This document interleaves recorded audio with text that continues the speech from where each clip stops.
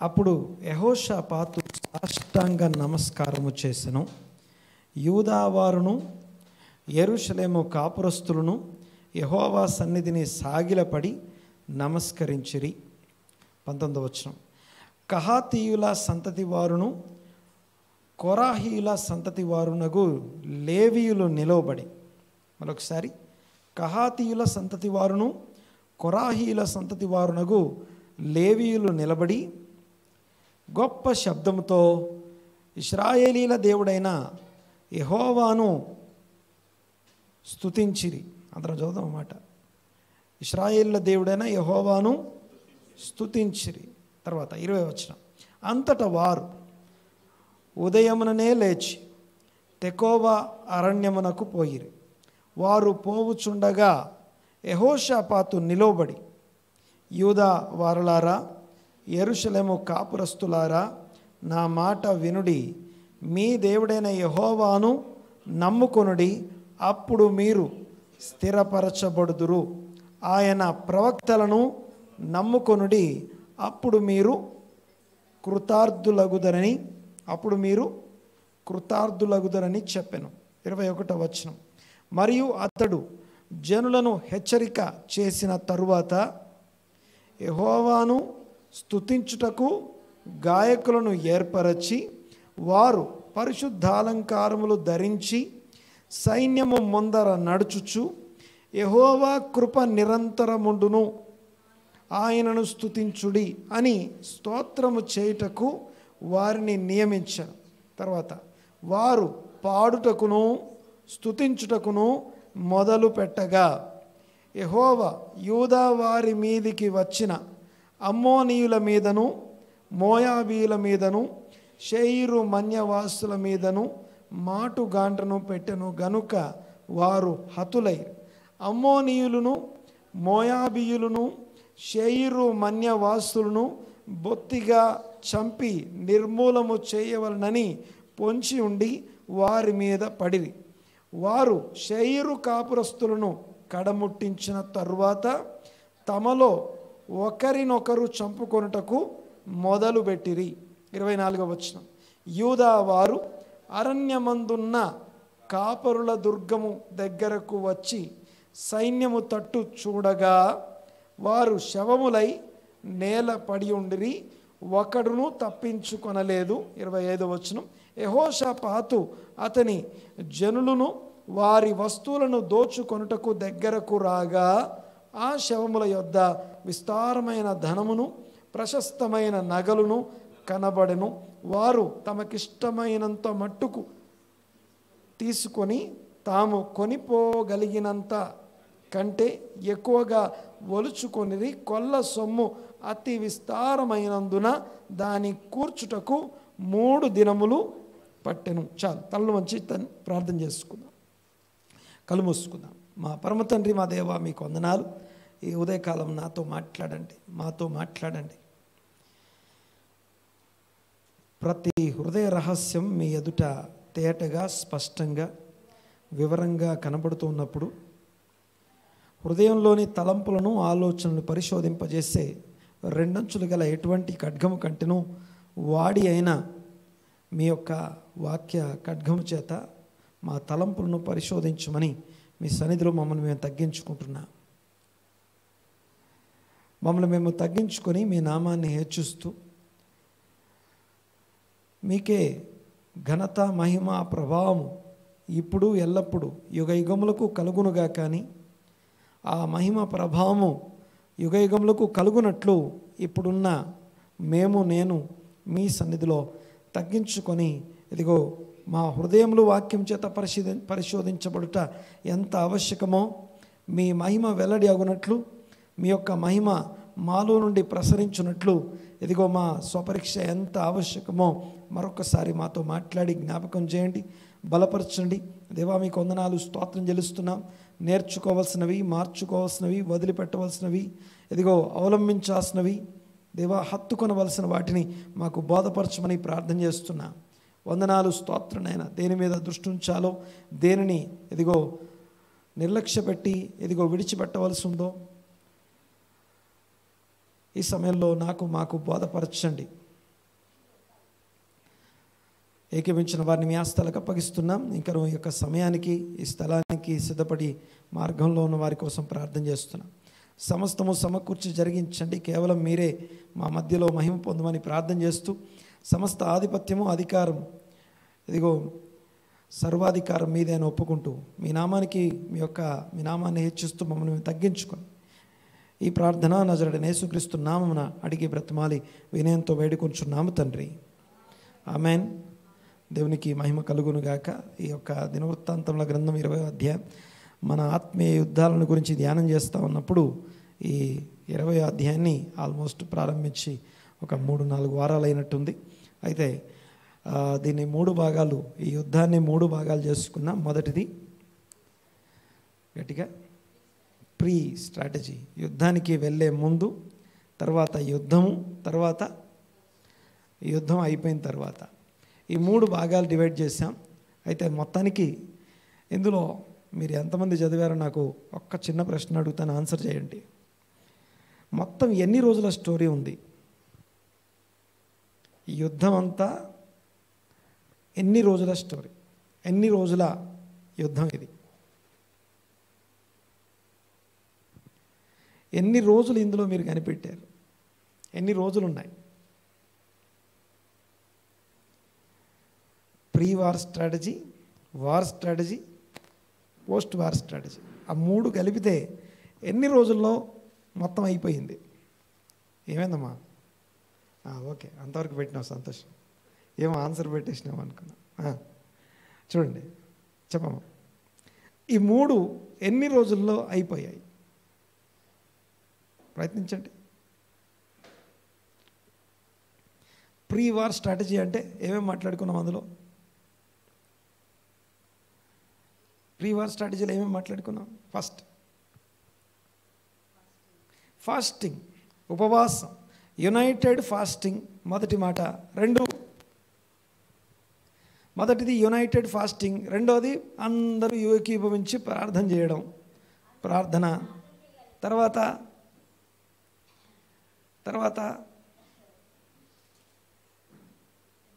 మాట్లాడలేదు.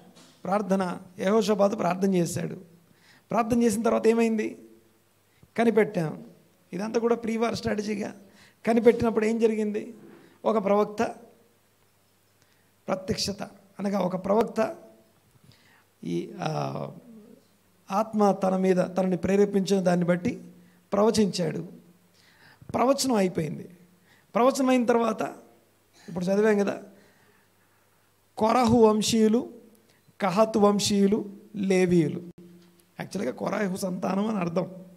ఎవరైతే భూమి నెరవిడిచి మింగేసిన కొరాహీయులు ఉన్నారో ఆ కొరాహు సంతానం అని అర్థం. కొరాహు సంతానమైనటువంటి వారు బిగ్గరగా కేకలు వేస్తూ స్తుతిస్తూ ఆరాధించారట. ఇదంతా ఎన్ని రోజులు పట్టింది ఇదంతా జరగడానికి? ఎవరు మాట్లాడలేదు. ఇదంతా ఎన్ని రోజులు పట్టింది జరగడానికి? ఉపవాస దినం చాటించిన ఆ రోజు, అంటే రేపు ఉపవాసం అన్నాం అనుకోండి. ఉపవాసం పొద్దున్నే తెల్లవారుజామున మొదలుపెట్టాం. ఉపవాసము జరగడము, ఉపవాసంలో గ్యాదర్ అవ్వడము, ప్రార్థన చేయడము, ప్రవచనం రావడము, స్తుతించడం, ఇవన్నీ ఎన్ని రోజులు జరిగాయి? మాట్లాడరు. 1 డే, ఓన్లీ 1 డే, అంతే కదా. అక్కడ అలాగే ఉంది. ఎందుకని? ఒక రోజే. ఎన్ని రోజులు ఉపవాస దినము అని రాసింది కదా. వారం రోజులు ఉపవాసం అన్నాడు ఆయన. ఏమనుంది? ఉపవాస దినము అంటే ఎన్ని రోజులు? 1 డే. 1 డే ఫాస్టింగ్, అంతే. ఒక రోజు ఉపవాస దినం అది. ఆ ఒక రోజు ఉపవాస దినం ప్రకటించబడింది. అందరూ వచ్చారు, యునైట్ అయ్యాము, అందరం కూర్చున్నాం. సమాజ దినము, సమాజ ఉపవాస దినము. ప్రార్థన చేశాడు. ఆ ప్రార్థనలో అంశాలు మాట్లాడుకున్నాం. వెయిట్ చేస్తూ సీకింగ్, అనగా దేవుని వాక్యం కొరకు కనిపెడుతున్నప్పుడు ప్రవచనం వచ్చింది. ప్రవచనం రాగానే అప్పుడు ఏమైంది? అందరూ కలిసి లేవీయులైనటువంటి కహాతు వంశస్థులు, కహాతు వంశీయులైనటువంటి కొరాహీయులు లేచి బిగ్గరగా స్తుతించడం మొదలుపెట్టారు. ఆరాధన అయిపోయింది. ఇక అప్పుడు బయలుదేరారా యుద్ధానికి? ఏ రోజు బయలుదేరారు? 20వ వచనం ఏం చదివారు? 20వ వచనం ఏముంది? అంతటా వారు ఉదయమున ఎర్లీ ఇన్ ద మార్నింగ్ యుద్ధం చేయాల్సిన పని లేదని ప్రవచనం చెప్పారు కదా.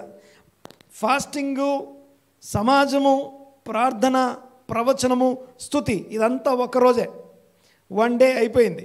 సెకండ్ డే యుద్ధానికి మరుసటి దినమున తెల్లవారుజామున లేచి దేనికి బయలుదేరాం? యుద్ధానికి బయలుదేరాం. యుద్ధానికి బయలుదేరింది నెక్స్ట్ డే. ఉపవాస దినము, ప్రార్థన దినము, ప్రవచనము, ఆరాధన 1వ దినం అయితే 2వ దినం యుద్ధానికి బయలుదేరాం. యుద్ధానికి బయలుదేరుతూ ఉంటే దారిలో, అది యాక్చువల్గా మన ఈరోజు టాపిక్, అది 20వ వచనం ముఖ్యమైనటువంటి అంశం మనం ధ్యానించబోయేది. 2వ రోజు యుద్ధానికి వెళ్ళాం. యుద్ధానికి వెళ్ళి చూసేసరికి ఏమైంది? మాట్లాడాలి. అక్కడికి వెళ్ళేసరికి ఏమైంది? అక్కడ వాళ్ళలో వాళ్ళే ఒకరినొకరు చంపుకొని చచ్చిపోయారు. ఓకే, ఇదంతా సెకండ్ డే. 2వ రోజు సాయంత్రం లోపు వాళ్ళకి తెలిసిన విషయం ఏంటంటే వాళ్ళలో వాళ్ళు అందరూ చచ్చిపోయారు. ఇక నెక్స్ట్ తర్వాత ఏముంది? దగ్గరికి వెళ్ళి వారి దగ్గర ఉన్న వస్తువులు తీసుకోవడానికి ప్రయత్నం చేయడం మొదలు పెడితే ఎన్ని రోజులు పట్టింది?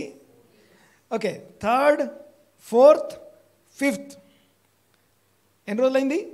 3 రోజులు అయిపోయింది. తర్వాత 4వ రోజు అంటే మన లెక్కలో 6వ రోజు. What is the 6th day? 6వ రోజు ఏం జరిగింది? 4వ దినమున వారు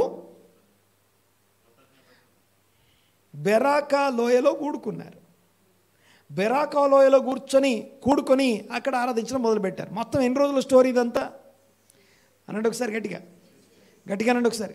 6 డేస్లో నా పాయింట్ ఏంటంటే 6 డేస్ టోటల్ స్పాన్లో దేనికి ఎంత కేటాయించబడింది అనేది ప్రాముఖ్యమైనటువంటి విషయం చెప్పాలి. దేనికి ఎంత కేటాయించబడింది? ఏడుపుకి, దుఃఖానికి, భయానికి. ఆ భయము, ఏడుపు, దుఃఖం ఏం చేసింది? ఉపవాసము, సమాజము, ప్రార్థనలోకి నడిపించింది. ఉపవాసము, సమాజము, ప్రార్థన, ప్రవచనము, ఆరాధన, ఇవి ఒక రోజులో అయిపోయిందంతా, ఒక్క రోజులో గడిచిపోయిందంతా. నీ భయానికి జవాబు ఏడుపు వచ్చి దుఃఖం పోయి సంతోషం రావడానికి, అనగా దేవుని ప్రవచనము అనే, దేవుని వాక్యం అనే సంతోషాన్ని పొందుకోవడానికి ఎంత సమయం అంటే ఒకటే ఒక రోజు. ఉదయమున దుఃఖం వచ్చినా సాయంత్రానికి సంతోషం వస్తుంది. ఒకవేళ రాత్రి దుఃఖం వస్తే పొద్దునకి సంతోషం. ఆ సంతోషానికి కారణం దేవుడు తన వాక్కును పంపిస్తాడు. అనంటే ఒకసారి మాట, దేవుని వాక్యము మనకు అవసరమైనటువంటి జవాబులు ఇస్తూ ఉంది. ఆమె అనండి గట్టిగా. దేవునికి స్తోత్రం కలుగును గాక. యాక్చువల్గా ఈరోజు మాట్లాడడానికి చాలా విషయాలు ఉన్నాయి. ఉన్న సమయాన్ని బట్టి నేను కొన్ని విషయాలు మాత్రం ఈ సమయంలో జ్ఞాపకం చేస్తాను. 1వ రోజు గురించి ధ్యానించడానికి దాదాపుగా 3-4 వారాలు పట్టింది అనుకుందాం. 3-4 వారాలు పట్టింది మనకి. ఇక ఈరోజు 2వ దినం పొద్దున గురించి మాట్లాడుకుంటున్నాం. 2వ దినం ప్రారంభమైంది ఎప్పుడు? తెల్లవారుజామున. అనండి ఒకసారి, ఎర్లీ ఇన్ ద మార్నింగ్, తెల్లవారుజామునతో మొదలైంది. వారు తెల్లవారుజామున. ఇక్కడ ఇంకొక విషయం మీకు జ్ఞాపకం చేస్తాను. మొత్తం ఎన్ని రోజుల స్టోరీ అంతా? 6 డేస్లో మొదటి రోజు మళ్ళీ చెప్తాను, ఉపవాసము, సమాజము, ప్రార్థన, ప్రవచనము, ఆరాధనతో ఒక రోజు గడిచిపోయింది. 2వ రోజు యుద్ధానికి బయలుదేరాం. యుద్ధ పంక్తులుగా తీర్చబడి దాని ఆర్డర్ అంతా నెక్స్ట్ ఇప్పుడు మాట్లాడుకుంటాం. సెకండ్ డే యుద్ధానికి వెళ్ళాం అంతే. పాయింట్ ఏంటంటే ఈ 2వ రోజు యుద్ధానికి వెళ్ళడం, నిలబడడం, విశ్వాసంతో, నిరీక్షణతో నిలబడి ఉండడం ఒక్కరోజే. 2వ రోజు ఒక్కరోజే. మరి దోపుడు సొమ్ము, ఈ సమస్యకి, ఈ ఛాలెంజ్కి, ఈ యొక్క నువ్వు ఏం చేయాలో అర్థం కావట్లేదు, ఏం చేయాలో మాకు తెలియదు ప్రభువా, మా కనులైతే మీ మీదే ఉన్నాయి, మీ వైపే చూస్తున్నాం, ఏ మనిషిని మేము ఆశ్రయించట్లేదు, ఏ ఐగుప్తును ఆశ్రయించట్లేదు, ఏ అమోరియులనో లేకపోతే ఏ సిరియా వాళ్ళనో నేను ఆశ్రయించట్లేదు, ఏ ఇశ్రాయేల్ వాడు నాకు అవసరం లేదు, ఇప్పుడు నా కనులైతే నీ మీదే ఉన్నాయి, ఎవరి వైపు చూడట్లేదు, నా కళ్ళు నీ మీదే ఉన్నాయి, మా దృష్టి అంతా నీ మీదే ఉంది, నీవే మాకు అనంటమా గట్టిగా, నీవే మాకు గట్టిగా, నీవే మాకు దిక్కు అనండి గట్టిగా. ఆ మాట అనటానికి ఒకరోజు అయిపోయింది, ఏడుపు అంతా అయిపోయింది కదా, నీవే మాకు దిక్కు అని మొదటి రోజు అయింది. ఇక 2వ రోజు ఆ ఛాలెంజ్లో దేవుడిచ్చిన ప్రవచనాన్ని పట్టుకొని నిలబడాలి కదా. ఏ వాక్యం నీకు చెప్పబడిందో, ఏ వాక్యం నీకు ప్రకటించబడిందో ఆ వాక్యం చేతిలో పట్టుకొని నిలబడే సమయం యుద్ధం. అదే యుద్ధం. ఏంటో తెలుసా?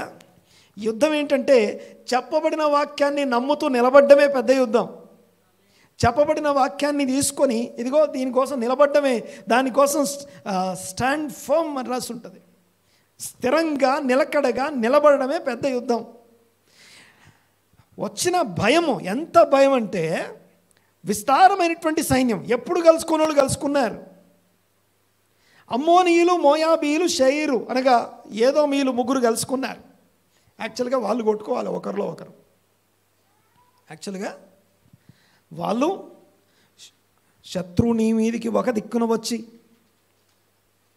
ఏమొద్దట ఆశీర్వాదం. శత్రువు నీ మీదికి ఒక దిక్కున వస్తే చెప్పాలి గట్టిగా, వాళ్ళు 7 దిక్కులు పారిపోతారట. ఎవరు అంటే అందరూ కూడి ఒక దిక్కున వచ్చిన నీ మీదకి వచ్చినందుకు వాళ్ళు సపరేట్ అయిపోతారు. యుద్ధం ఏంటంటే వీళ్ళందరూ ఒకటిగా ఉండడమే యుద్ధం. వీళ్ళందరూ యునైటెడ్గా, ఒకటిగా, ఒక సమాజంగా, ఒక ఉపవాసం, దేవుని తట్టు తిరిగి దేవుని ఒకటి సమాజంగా ఒకటవడం, దేవునితో ఒకటవడం. మామూలుగా మన బైబిల్లో ఒక మాట రాసి ఉంటుంది కదా, దావీదు నేను నిన్ను ఒక్క వరం అడిగానని ఉంది. తెలుగులో మనకి ఒక్క వరం అడిగానని ఉంది, తెలుసు మనందరికీ కదా. ఏంటా వరం అంటే ఆయన సన్నిధిలో కూర్చొని ఆయన ప్రసన్నతను చూస్తూ ఉండాలి. యాక్చువల్గా అసలు విషయం ఏంటో తెలుసా? ఆయన అడిగిన వరం ఏంటో తెలుసా? నీతో ఒక్కటై ఉండే భాగ్యం ఇవ్వమని అడిగాడు. యాక్చువల్గా మన భాషలో అది రాదు. ఏమడిగాడైనా? ఒక్క వరం ఏంటంటే నీతో ఎప్పుడు నేను ఒక్కటే అయ్యి ఉండాలి అనంటే ఒకసారి మాట కొంచెం గట్టిగానంటే, ఓ ఇశ్రాయేలు విను, నీ దేవుడైన యెహోవా అద్వితీయుడు, ఆయన ఒక్కడే అయి ఉన్నాడు కదా. ఆ ఒక్కడై ఉన్నవాడితో ఒక్కడు ఎక్కద్ ఒక్కటై ఉండాలి నేను. అది ఆయన వరం. యాక్చువల్గా ఒక్కటై ఉండడం కోసం, దేవునితో ఒక్కటై ఉండడం అనేది ఎంత కష్టమైన పనో తెలుసా? నువ్వు ఆయనతో ఒక్కటై ఉండటానికి బయలుదేరావు అనుకో, ఆరాధన చేద్దాం, అర్పణ అర్పిద్దాం అని చెప్పి బయలుదేరితే ఆయన అంటాడు, నీ మీద ఎవరికన్నా వ్యాజ్యం ఉందేమో ముందు ఆలోచించుకొని రా అంటాడు. లేదు దేవుని ఏదన్నా అడుగుదామని ప్రార్థన చేద్దామని వెళ్ళావనుకో, దేవుని నుంచి ఏదైనా సహాయం తీసుకుందామని వెళ్ళావనుకో, ఆయనతో ఒక్కటే ఉండుట ఎంత కష్టమైన పనో చూడండి ఒకసారి. దేవునితో ఒక్కటే ఉందామని వెళ్ళావనుకో, ఆయన ఏమంటాడు తెలుసా? నీకు ఎవరెవరి మీద కోపం ఉందో ముందు వాళ్ళందరికీ క్షమించి నిలబడు అంటాడు. చూడండి ఒకసారి, ఒక్కటై ఉండుట అనే ఒక వరం అడిగాడట. ఇక్కడ ఆ ఒక్కటై ఉండుట యాక్చువల్గా శత్రువు నీ మీదకి వస్తే 7 దిక్కుల పారిపోవాలి. కానీ అసలు విషయం ఏంటంటే శత్రువు 7 దిక్కులు పారిపోవడం పక్కన పెట్టి మనమే 7 దిక్కులు పారిపోతే దాన్ని శాపం అంటాం. మనమే 7 దిక్కుల డివైడ్ అయిపోయామంటే దాన్ని శాపం అంటాం. అర్థమవుతుంది అనుకుంటున్నాను నేను మాట్లాడేది. చూడండి ఒకసారి, ఇక్కడ 1వ దినము సమస్య చాలా గొప్ప ఛాలెంజ్. అది ఎప్పుడు కలుసుకొని మహాసైన్యం తయారై వస్తున్నారు.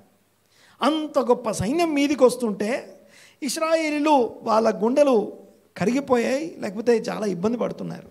చాలా భయంతో, రాజు భయంతో ఉన్నాడు. యెహోషాపాతు రాజు చాలా భయంతో ఉన్నాడు. ఆ భయంలో ప్రార్థన చేశాడు. ఉపవాసము సమాజము ప్రార్థన. తరువాత ప్రవచనము అనండి ఒకసారి. ప్రవచనం ఏదో కాదు, మళ్ళీ దేవుని వాక్యంలో నుంచి అని మాట్లాడుకున్నాం లాస్ట్ వీక్లో. ప్రవచనం ఎక్కడి నుంచో రాలేదు, దేవుని వాక్యంలో నుంచి. అనగా ఆ యొక్క ఎర్ర సముద్రం దగ్గర నిలబడ్డప్పుడు ఊరక నిలుచుండుట అన్నట్టు ఒకసారి మాట. ఊరక నిలుచోవడం అంటే జస్ట్ నిలబడ్డం అని కాదు, ఆ ఒక్కటై ఉండడానికి నిలబడ్డం అని అర్థం. ఓ ఇశ్రాయేలు ప్రజలారా, నాతో ఒక్కటై ఉండండి. ఎవరంటున్నారు అన్నమాట? మోషే మాట్లాడుతున్నాడు. మోషే అంటున్నాడు, నన్ను నమ్మండి. ఏమన్నాడండి? అన్నాడు ఒకసారి మాట, నన్ను నమ్మండి. ఇశ్రాయేలు సనుగుతుంటే నన్ను నమ్మండి. ఎప్పుడు ఎర్ర సముద్రం ఎదురుగా ఉన్నప్పుడు నన్ను నమ్మండి అన్నాడు ఆయన. ఆ మాట మనకు వినపడలేదు. కానీ పరిస్థితి ఏంటంటే నన్ను నమ్మి ఊరక నిలిచుండి దేవుడు ఇప్పుడు ఈ రోజున 2 దేవుని నమ్ముకోండి. లాస్ట్కి ఆ యొక్క యుద్ధం ముగించిన తర్వాత, అంటే ఎర్ర సముద్రం చీల్చబడి పాయలుగా చీల్చబడి అందులో ఇశ్రాయేలు ఎలాంటి ఆపద ఇబ్బంది లేకుండా ఆ యొక్క 2 నీటి గోడల మధ్యలో నుంచి దాటించబడిన తర్వాత, ఐగుప్తీయులు మునిగిపోయిన తర్వాత ఆ మునిగిన శవాలు బయటికి కొట్టుకొని వస్తుంటే అప్పుడు ఇశ్రాయేలుట ఏమని రాస్తుంది అక్కడ? ఆ ఐగుప్తీయుల శవాలను చూసి ఇశ్రాయేలు ఏం చేశారట? ఒకటి, దేవుణ్ణి నమ్ముకున్నారట. రెండు ప్రవక్తని, ఆయన ఆ మోషేను సేవకుని నమ్ముకున్నారట. దేవుని సేవకుని నమ్ముకున్నారు. యాక్చువల్గా ఆ నమ్ముకొని నిలబడ్డమే, అనగా నమ్ముకొని నిలబడ్డం అంటే అర్థం ఏంటంటే ఒక్కటే ఉండడం అని అర్థం. మీరు ఒక్కటై ఉండండి, నాతో ఒక్కటై ఉండండి, మనము దేవునితో ఒక్కటై ఉందాం. సేమ్ ఇదే విషయం ఇక్కడ రిపీట్ చేయబడుతుంది. సేమ్ అదే సందర్భం మీరు ఇప్పుడు అనుభవించబోతున్నారు. అదే మాటని ఇక్కడ ఆయన మళ్ళీ మాట్లాడుతున్నాడు 20వ వచనంలో. రైట్. ఇంకొక విషయాన్ని ఇక్కడ గమనించండి. అంటే నా పాయింట్ ఏంటంటే మొదట మీకు మనము ఎస్టాబ్లిష్ చేసుకోవాల్సినటువంటి విషయం ఏంటంటే, మొదటిది టోటల్ 6 డేస్లో 6 రోజుల ఛాలెంజ్ యుద్ధంలో 6 రోజుల ప్రాసెస్లో మొదటి రోజు భయం ఉంటుందేమో, బట్ ముగింపు మాత్రం దేవుని ప్రవచనము ఆరాధనతో భయంతో మొదలై, మొదటి రోజు భయంతో మొదలై దేంతో ముగించాం? గట్టిగానండి, గట్టిగా స్తుతి ఆరాధనతో బిగ్గరగా గొప్పగా కేకలు వేస్తూ ఆరాధనతో మొదటి రోజు ముగించబడింది. First day. సెకండ్ డే, రెండవ రోజున ఎర్లీ మార్నింగ్ ఉదయమునే లేచి మన ప్రయాణం మొదలుపెట్టాం. పంక్తులు తీర్చి ఎవరి ఆర్డర్లో వాళ్ళు నిలబడి ప్రయాణం మొదలుపెట్టాం. రెండవ రోజు యుద్ధానికి వెళ్తున్నాం. దాని గురించి తర్వాత మాట్లాడుకుందాం. చూడండి ఒకసారి ఆ యుద్ధానికి వెళ్ళే క్రమం రెండవ రోజు అయితే, యుద్ధంలో చేసే పని గొప్ప యుద్ధం ఏంటంటే ఇంటర్నల్ వార్, అంతరంగిక యుద్ధమే పెద్ద యుద్ధం, బయట యుద్ధం కాదండి. బయట మనం పెద్ద పెద్ద యుద్ధాలు గెలవచ్చుగాక, కానీ మన అసలు యుద్ధం లోపల ఉంది, లోపల జరుగుతూ ఉంది. లోపల జరిగే యుద్ధాన్ని అధిగమించడం, అది అసలైనటువంటి రెండవ రోజు యుద్ధం. మొదటి రోజు యుద్ధం ఏంటంటే భయాన్ని చూస్తామా, దేవుని మీద ఆధారపడతామా అనేది మొదటి రోజు యుద్ధం అయితే, రెండవ రోజు యుద్ధం దేవునితో ఒక్కటై నిలబడి ఉండడం అనేది రెండవ రోజు యుద్ధం అయితే, ఇక రెండవ రోజు సాయంత్రానికే విజయంతో ముగించాం. ఉదయాన్నే ఒక యుద్ధము అనే యుద్ధానికి వెళ్దాం అని చెప్పి అడుగు తీసి బయటికి ఎట్టడం. బాగా వినాలి ఒకసారి. మొదటి రోజు అంతా నిలబడ్డం గురించి రాసుంటే, రెండో రోజు ఇంకా కొంచెం వేరే విషయాలు ఉన్నాయి, జ్ఞాపకం చేస్తాను. ఇక 3, 4, 5 మొత్తం 6 రోజుల స్పాన్లో 3, 4, 5 అనబడుతున్న 3 రోజులు, ఆ 3 రోజులు ఏం జరుగుతుందో చూడండి ఒకసారి. ఆ 3 రోజులు జరిగే విషయం ఏంటో చూడండి ఒకసారి. వాళ్ళు తమకిష్టమైనంత, లేకపోతే తమ మోయగలిగినంత, తమ వల్ల అయినంత కంటే ఎక్కువనే ఒలుచుకున్నారు, దోచుకున్నారు అని ఉంది. యాక్చువల్గా 3 రోజులు 3 డిఫరెంట్ వర్డ్స్ రాసున్నాయి. 3 రోజులకి 3 డిఫరెంట్ వర్డ్స్ రాసున్నాయి. అవన్నీ జ్ఞాపకం చేయడానికి అంత సమయం ఉండకపోవచ్చు, కానీ పాయింట్ ఏంటంటే ఆ 3 రోజులు విస్తారమైనటువంటి ఆ యొక్క ద డే ఆఫ్ స్పాయిల్ అంటాం. ఓకే, అనగా 3 ఆశీర్వాదకరమైన దినాలు ఉన్నాయి. ఒకటి భయము, 2 యుద్ధం అయితే, 3, 4, 5 ఒకసారి పెట్టమది. 3, 4, 5 దినాలు ఏవైతే ఉన్నాయో, ఒక దానిలో ఏమో లాస్ట్ దాన్ని ఏమో రిపేరింగ్ అంటాం, ఫస్ట్ దాన్ని ఏమో treasure, spoil, the day of spoil అంటాం. చూడండి ఒకసారి. ద ఫస్ట్ వన్ వచ్చేసి the day of seeking. Day number 1 the day of seeking అయితే, day number 2 the day of battle అయితే, day number 3 the day of spoil, day number 3 overflow. అనండి ఒకసారి, కొంచెం గట్టిగా అన్నమాట. ఓవర్ఫ్లో అనగా అనుకున్న దానికన్నా, అవసరానికన్నా మించిన ఓవర్ఫ్లో ఉంది. ఛాలెంజ్ ఏది ఊరికే రాలేదు నీ దగ్గరికి, యుద్ధం ఏది ఊరికే రాలేదు, ప్రతి యుద్ధం. అందుకనే కృత నిబంధనలో రోమీలకు రాసిన పత్రిక రాస్తుంది, ఏమనుందంటే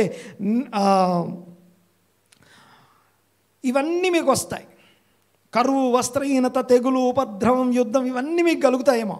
అయితే వీటన్నిటిలో నుండి మీకు అత్యధిక విజయం మీకు దేవుడిస్తాడు అంటాడు. క్రీస్తు యేసునందు మీకు అత్యధికమైన విజయము దేవుడిస్తాడు. అంటే ఎంత సమస్య ఉందో, సమస్య పెద్దగా కనిపించిందా, సమస్య చాలా గొప్పగా అనిపిస్తుందా, నేను ఏమి చేయలేనంత, నా చేతులతో ఏమి చేయలేనంత, లేకపోతే క్లిష్టమైనటువంటి ఛాలెంజ్ నా ఎదురుగా ఉందంటే, దాన్ని మించి అది 1 రోజు సమస్య అయితే దానికి 3 రోజుల దీవెనలు ఎదురు చూస్తున్నాయి. ఎవ్వరికి మాకు వద్దనిపిస్తుంది, ఇవన్నీ మాకెందుకు అనిపిస్తుంది. అందుకే ఎవ్వరు ఆమెనలే. ఎవరైనా అన్నారా లోపల? అనుకున్నారా ఆమెనని? అనుకున్నావా? ఒక్కరోజు గొప్ప ఛాలెంజ్, ఏం చేయాలో అర్థం కాలేని అయోమయ పరిస్థితి, భయం. రెండవ రోజు విశ్వాసం నిరీక్షణలో నిలబడితే 3, 4, 5 రోజుల దీవెనలు. ఆమేన్. ఛాలెంజ్ పెద్దగా ఉంటే ఆశీర్వాదం కూడా అంతే ఉంటుంది. పెద్ద టెస్ట్ పాస్ అయితే పెద్ద పదవి వస్తుంది. ఓకే, పెద్ద ఛాలెంజ్, పెద్ద శోధన. అందుకనే ఇప్పటి కాలపు శ్రమలు పొందబోవు మహిమ ఎదుట ఎన్న తగినవి కాదు. అవి ఎందుకు పనికిరావు. ఎందుకు రాని శ్రమలని వాటిని గొప్ప చేద్దామా, వాటినే గొప్పగా చూద్దామా, వాటిని ఇగ్నోర్ చేయమని చెప్పట్లేదు. దాన్ని తీసుకొచ్చి వాక్యంలో పెట్టి దేవుని సన్నిధిలో పెట్టి దాన్ని ఏమంటాం, దేవుని యొక్క లీగాలిటీస్ కిందకి దాన్ని తీసుకురావాలి. లీగాలిటీస్ కిందకి తీసుకురావడానికి మనకు స్పిరిచువల్ లేజినెస్ నుంచి బయటికి రావాలి. మాకు అర్థం కాదు, మేము వినం, మాకు వద్దు అనే దగ్గర కాకుండా కొంచెం ఆలోచించడానికి మనసు పెట్టి ఆలోచించండి. ఇప్పుడు నేను 6 రోజులు ఉన్నాయని చెప్పి ఎవరు చెప్పలేదు నాకు. ఇప్పుడు మీరు వెళ్ళి కూర్చొని ఉంటే 6 రోజులు చెప్పేవాళ్ళు మీరే నాకు. రైట్, చూడండి ఒకసారి. నా పాయింట్ ఏంటంటే 2 రోజుల శ్రమ, 3 రోజుల దీవెన. మరి 6వ రోజు ఏం జరిగింది? బెరాకా లోయ అనండి ఒకసారి. ఓకే, దాన్ని ఏమంటాం అంటే ద డే ఆఫ్ బ్లెస్సింగ్ అంట. అసలు బ్లెస్సింగ్ అక్కడ ఉంది. Okay, number 1 treasure spoil, the day of spoil అయితే, రెండోది ద డే ఆఫ్ ఓవర్ఫ్లో అయితే, మూడోదాన్ని ద డే ఆఫ్ టిక్కున్ అంటాం, రెస్టోరేషన్ అనండి ఒకసారి. The day of restoration. ఎంత నష్టపోయి, ఎంత కష్టపడి, ఎంత కోల్పోయామో అవన్నీ తిరిగి పొందుకునే 3rd డే. అది అయిపోయిన తర్వాత బెరాకా వస్తుంది. బెరాకా అంటే హబరకా అనే మాటకి బెరాకా అంటే బ్లెస్సింగ్. బ్లెస్సింగ్ అనే ఒక లోయ. గమనించండి ఒకసారి. తిక్వా, ఓకే, అక్కడ నిరీక్షణ. తెకోవా అరణ్యం అని తెలుగులో మనకి రాస్తుంది. 20వ వచనంలో ఏం అరణ్యం? తెకోవా అరణ్యం అని మనకి రాస్తుంది. అయితే తిక్వా అనే మాటకి ద హోప్ అని అర్థం. హోప్ అనే విల్డర్నెస్లోకి అడుగుపెట్టకుండా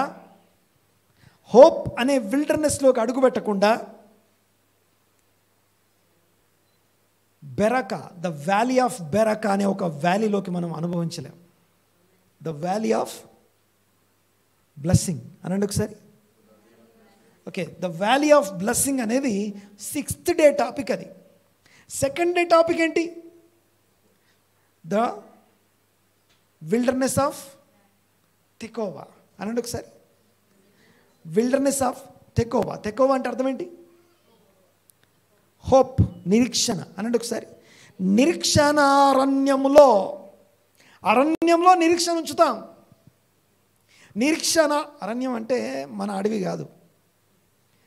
ఓకే, మీకు ఈ మధ్యకాలంలో ఒక సహోదరుడు, అంటే చాలా రోజులు చేస్తున్నట్లేండి ఆయన, మీరు యూట్యూబ్కి వెళ్ళి రికమెండ్ చేస్తున్నాను నేను పబ్లిక్గా, అంటే అంత బాగుందన్నమాట. జయన్ జెరూసలేం పాస్టర్ నెహమ్యా అని ఎతకండి. ఓకే, యెరూషలేంలో ఉన్న విషయాల్ని చక్కగా మీకు తెలుగులో వివరిస్తాడు. అందులో విల్డర్నెస్ని ఒక ఎన్గేదిని చూపిస్తాడు. మీరు చూడండి ఒకసారి, వీలైతే ఆ వీడియో చూడండి.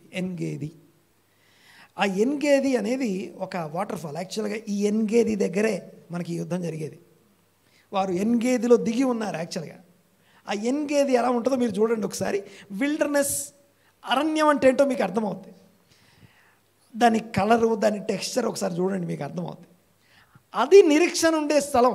నిరీక్షణ స్థలం ఎలా ఉంటుందంటే అక్కడ కనీసం ఏ హోప్ ఉండదు, ఒక పచ్చదనం అనేది ఉండదు. అక్కడ ఎడారి అరణ్యం మిక్స్ అయి ఉండే ఒక విల్డర్నెస్.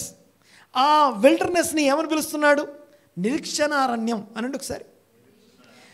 అరణ్యము, విల్డర్నెస్లోనే నిరీక్షణ ఉంచుతాం. అయితే ఈ 6 దినాల్లో మన భయము, ఆందోళన, శ్రమ ఏంటో అర్థం కాని అయోమయ పరిస్థితి ఒక్కరోజైతే విశ్వాసంతో, నిరీక్షణతో మన డిసిప్లిన్ చేసుకొని, ఆర్డర్ చేసుకొని ఒక్కటై ఉండి నిలబడే రోజు ఒకటి. ఆ ఛాలెంజ్కి అవసరమైనటువంటి మన లోపల ఉన్నటువంటి దాన్ని, అభ్యాసం చేసిన దాన్ని మనం ప్రజెంట్ చేసేది ఒకటే రోజు. మనం ఏం అభ్యాసం చేసామో, ఏం నేర్చుకున్నామో దాన్ని ప్రజెంట్ చేయడానికి ఒక రోజు ఉంది. అది చేయకుండా అన్నీ రావాలంటే కుదరదు. నువ్వేం నేర్చుకున్నావో, ఏం విన్నావో ప్రదర్శించడానికి, చెప్పడానికి ఒకటి కావాలి. అందుకే ఒక మాట అంటాను నేను, నోరు తెరిచి మూర్ఖులమయ్యే కంటే నోరు మూసుకొని జ్ఞానంలో అనిపించుకోవడం అంటే నిరీక్షణతో నిలబడడం గురించి నేను మాట్లాడుతున్నాను. ఓకే, సమస్య సైలెంట్గా ఉండడం గురించి అనగా మౌనంగా ఉండడమే ఆరాధన చేయడం అంటాడు. ఎందుకు అంటే నోరు తెరిస్తే ఏమో వస్తాయి.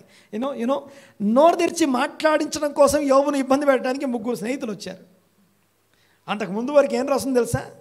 యోబుకి ఎన్ని బాధలు వచ్చినా ఎన్ని శ్రమలు వచ్చినా నోటి మాటతో యోబు ఏ పాపం చేయలేదట. అప్పటిదాకా సైలెంట్గా ఉన్నాడు ఆయన. 3 స్నేహితులు వచ్చి కూర్చున్నారు. వాళ్ళు వచ్చిన తర్వాత కూడా ఈయన సైలెంట్గానే ఉన్నాడు. ఎన్ని రోజులు తెలుసా? 7 రోజులు సైలెన్స్. వాళ్ళు ఈయన పలకరీలేదు, ఆయన వాళ్ళు పలకరీలేదు. 7 రోజులు సైలెంట్గా ఉన్నాడంటే నోరు తెరిస్తే ఏం బయటకు వస్తాయో మరి. 7 రోజుల సైలెన్స్ని finally Job broke the silence అని ఉంటుంది ఇంగ్లీష్లో మీకు. 7 రోజుల తర్వాత నోరు తెరిచి మాట్లాడాడు. ఎలా మాట్లాడాడు తెలుసా? 40 అధ్యాయాలు ఉంటుంది మొత్తం. 3వ అధ్యాయంలో నోరు తెరిచి మాట్లాడటం మొదలుపెట్టి 2 అధ్యాయాలు పోయినాయి మొత్తం. 3వ అధ్యాయంలో మాట్లాడటం మొదలు పెడితే దేవుడు వచ్చి యోబుని ఏమన్నాడు తెలుసా? ఏమని మాట్లాడి దేవుడు రావడమే దేవుడు ఏమని వచ్చాడు తెలుసా? ఏమని చెప్పండి? ఎవరు మాట్లాడలేదు. దేవుడు రావడం ఏమన్నాడు యోబుని? లేకపోతే ఆయన ఏం మాట్లాడుకుంటూ వచ్చాడు? జ్ఞానము లేని మాటల చేత ఆలోచన నిరర్ధకం చేస్తున్న వీడెవడు? యోబుని డైరెక్ట్గా అనలా. అందుకే కామెంటేటర్స్ ఏమని రాస్తారంటే టు రెస్పెక్ట్ జోబ్. యోబును దేవుడు రెస్పెక్ట్ చేస్తూ దాన్ని అన్నాడట ఆయన, జ్ఞానం లేని మాటల చేత ఆలోచన నిరర్ధకం చేస్తున్న వీడెవడు అని వేరే ఇంకెవరినో అన్నట్టుగా అన్నాడట. కానీ యాక్చువల్గా అది యోబుని అంటున్నాడు. అంటే నోరు తెరవకుండా ఉండడమే యోబుకి నియమించబడింది. కానీ నోరు తెరిచి అంటే నోరు తెరవడం సమస్య అయిపోయింది ఆయనకి.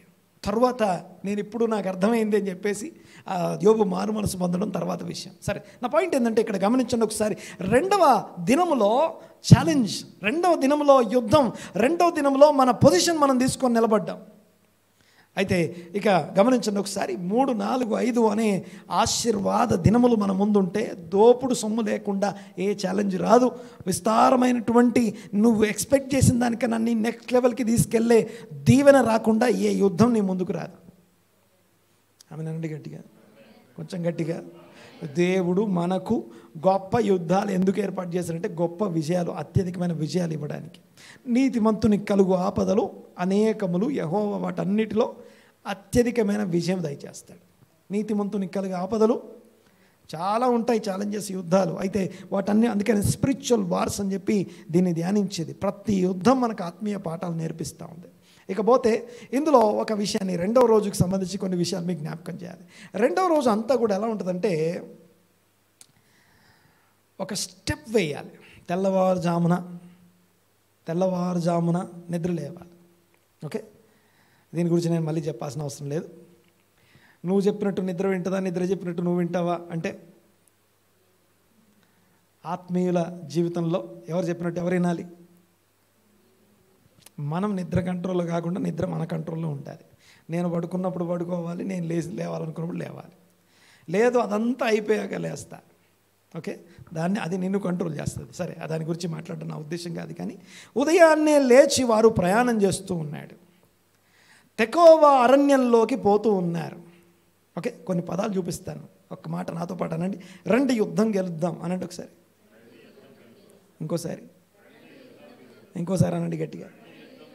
రండి యుద్ధం గెలుద్దాం. యుద్ధం గెలుద్దాము అంటే ఎలా గెలుస్తాం? బాగా వినాలి ఒకసారి మాట. ఇందులో కొన్ని మాటలు మీకు చూపిస్తాను. ఒకసారి పెట్టమది. రండి యుద్ధం గెలుద్దాం అనే ఆ మాటని ఒక్కసారి చూడండి ఒకసారి. 20వ వచనంలో, అంతటా వారు ఉదయమున లేచి తెకోవా అరణ్యమున వారు గట్టిగా పోవుచుండగా, కంటిన్యూషన్. ఓకే, అంతటా వారు ఉదయమున లేచి తెకోవా అరణ్యంలో వారు పోవుచుండగా. నెక్స్ట్ తర్వాత 2వ చూడండి ఒకసారి. వారు పాడుటకును స్తుతించుటకును మొదలు పెట్టగా, కంటిన్యూషన్. తర్వాత తమలో ఒకరినొకరు, వీళ్ళు ఇక్కడ మొదలు పెడితే అక్కడ వారిలో వారు ఒకరిని ఒకరు చంపుకోవడం, మొదలుపెట్టిరి అంటే కంటిన్యూషన్, అది కూడా కంటిన్యూగా ఒకరినొకరు చంపుకుంటున్నారు. ఓకే, తర్వాత 4వ చూడండి ఒకసారి. దగ్గరకు వచ్చి సైన్యము తట్టు చూడగా వారందరూ చనిపోయి ఉన్నారు. ఆ తర్వాత వారి దగ్గర ఏమున్నాయో చూడగా నెక్స్ట్ టాపిక్ అది, నెక్స్ట్ వచనం అది. ఇకపోతే చూడండి ఒకసారి, నేను కొన్ని విషయాలు ఇక్కడ మీకు జ్ఞాపకం చేసి ఈరోజుకి నేను ముగిస్తాను. ఫస్ట్ 20వ వచనం చూడండి ఒకసారి. అంతటా వారు ఉదయమున లేచి తెకోవ అరణ్యమునకు పోయిరి. వారు పోవుచుండగా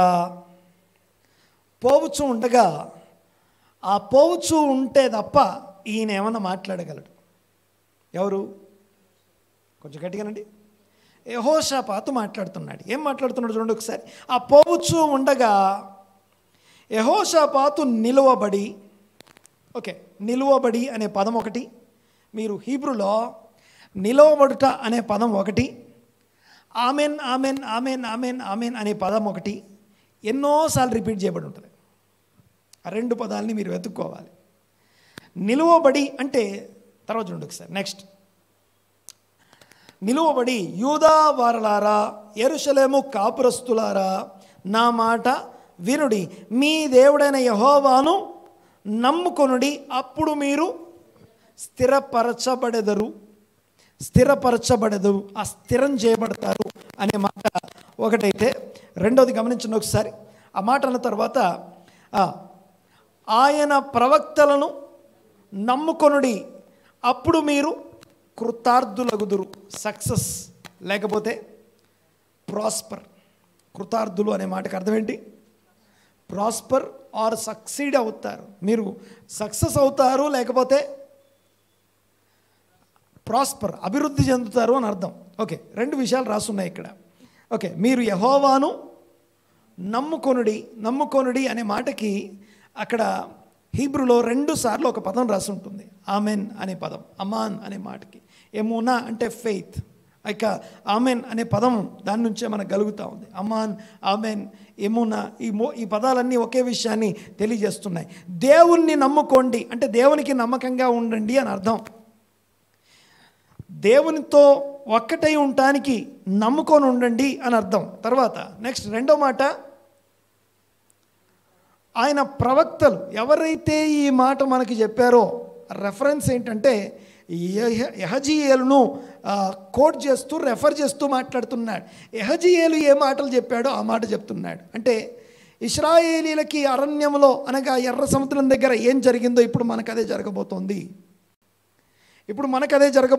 అప్పుడు ఎలాగైతే వాళ్ళు అంతా అయిపోయిన తర్వాత ఆ యొక్క నాశనం చూసినటువంటి ఆ యొక్క ఐగుప్తీయులు చనిపోయి ఉంటే వారి శవాలను చూసి దేవుణ్ణి నమ్ముకున్నారట, ప్రవక్తను నమ్ముకున్నారు కదా, ఆ విషయాన్ని కోట్ చేస్తున్నాడు ఇక్కడ.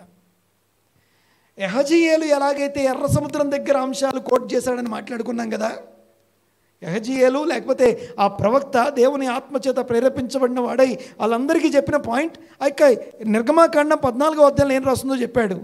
అదే విషయాన్ని ఇప్పుడు కంటిన్యూ చేస్తూ ఇక్కడ యెహోషాపాతు ఏం చేస్తున్నాడంటే, వెలుచూ ఉండగా పోవచ్చు ఉండగా, ఇక్కడికి పోవచ్చున్నాము అంటే నిరీక్షణ కొనసాగుతూ ఉన్నప్పుడు మనకు అందించబడే మరొకసారి మెసేజ్ ఏంటంటే, అదే నిరీక్షణని కొనసాగించండి, నిలబడండి అని అర్థం.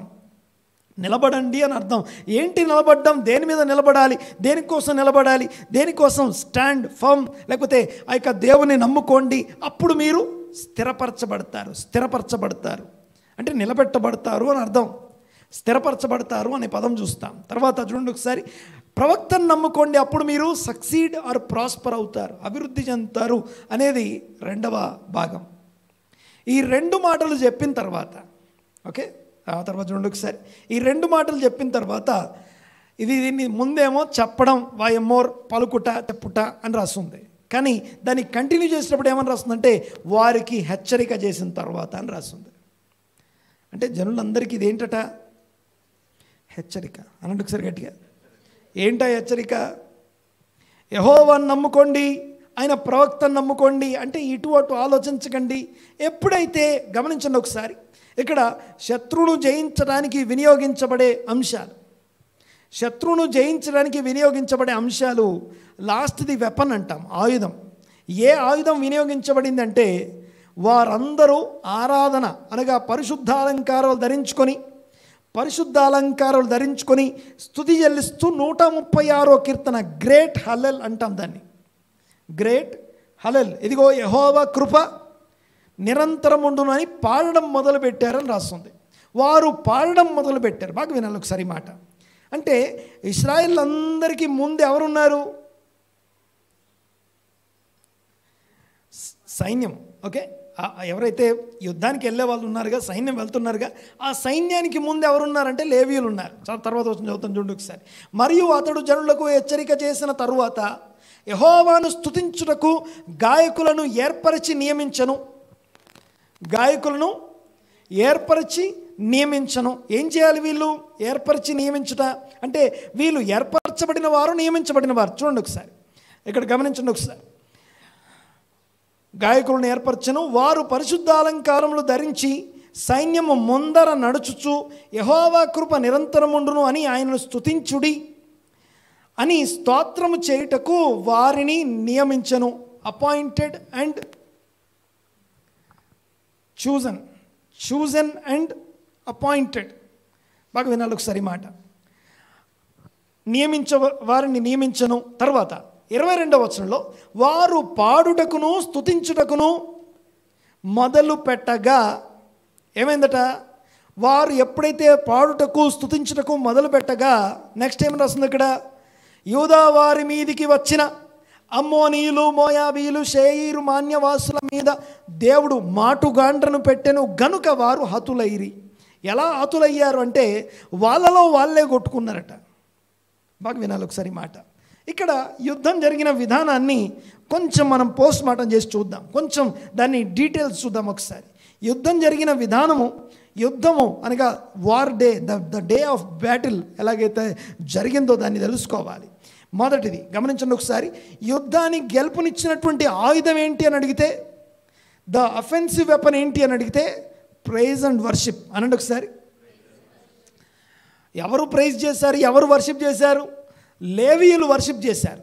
వీళ్ళు ఎవరు? చూజన్ అండ్ అపాయింటెడ్ పీపుల్ అనండి ఒకసారి మాట. ఏర్పరచబడి, ఎన్నిక చేయబడి, నియమించబడినటువంటి వారు ఆరాధన చేస్తున్నారు. వీళ్ళొక్కరే ఆరాధన చేస్తే గెలుస్తామా మనం? నా క్వశ్చన్. వీళ్ళు ఆరాధన చేయుచుండగా అక్కడ జరగాల్సింది జరిగింది. బాణం వేయాల్సిన పని లేదు, యుద్ధం చేయాల్సిన పని లేదు. కానీ మీరు యుద్ధ పంక్తులు తీర్చి నిలబడండి. అంటే ఈ భూమి మీద ఎఫెసీ పత్రిక 6వ అధ్యాయంలో మీరు ఆపద్దినమందు, ద డే ఆఫ్ బ్యాటిల్, ఆపద్దినమందు సమస్తమును నెరవేర్చిన వారై ఎదిరించుటకు నిలబడండి, ఎదిరించి నిలబడండి అంటాడు. అంటే సమస్తం నెరవేర్చిన వారై నిలబడండి అంటాడు. అంటే ఒక టీచింగ్ని, ఒక ఉపదేశాన్ని ధరించి విశ్వాసంతో, నిరీక్షణతో నిలబడడం గురించి ఆ మాటలన్నీ చెప్పబడుతున్నాయి. పాయింట్ ఏంటంటే వాళ్ళు కేవలం ఏర్పరచబడి, అపాయింట్ చేయబడి, చూజన్ పీపుల్ ఎవరైతే ఉన్నారో వీళ్ళు మాత్రం వాడుతూ ఉంటే, వీళ్ళు మాత్రం ఆరాధిస్తుంటే ఆ యుద్ధం గెలిచే వాళ్ళమా అంటే నో. ఎందుకు నో అంటే వాళ్ళు ముందుంటే వాళ్ళ వెనకాల ఉండాల్సిన వాళ్ళు ఉన్నారు. వాళ్ళ వెనకాల ఎవరి పొజిషన్లో వారు, ఎవరి స్థానంలో వారు నిలబడవలసిన వారు ఉన్నారు.